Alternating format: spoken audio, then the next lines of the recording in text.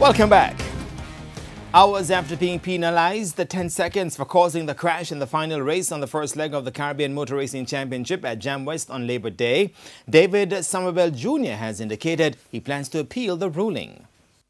In the aftermath of Saturday's ruling by the stewards of the Jamaica Motoring Millennium Racing Club that David Somerville Jr. was at fault for the crash involving Douglas Gore, Somerville Jr. says he's already indicated his disagreement with the ruling and will be appealing. As I said, I don't think there was any fault on my part, and I plan to appeal the decision. I mean, and certainly the findings. Explanation is kind of contradictory.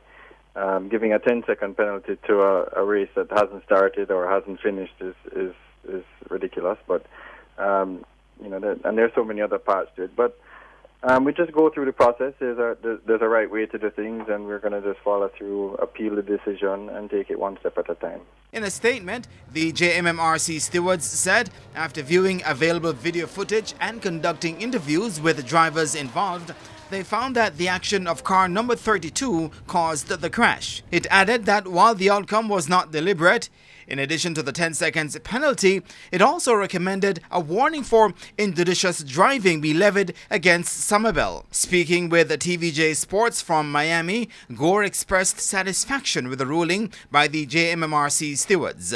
Despite being very confident of my stance on the matter, I am still extremely relieved that when rejudged in an unbiased manner by the governing body of the sport, I have been absolved of all the blame, and the competitor who actually caused the accident will be held accountable. President of the Jamaica Race Drivers Club, Monique Gibbs, says the two recommendations by the JMMRC to review and revise the starting procedure for rolling starts and crowd control will be given top priority. It relates to some of the race officiating in terms of the starting, driver conduct in terms of the acceleration zones. We're going to be looking a little bit more keener at that.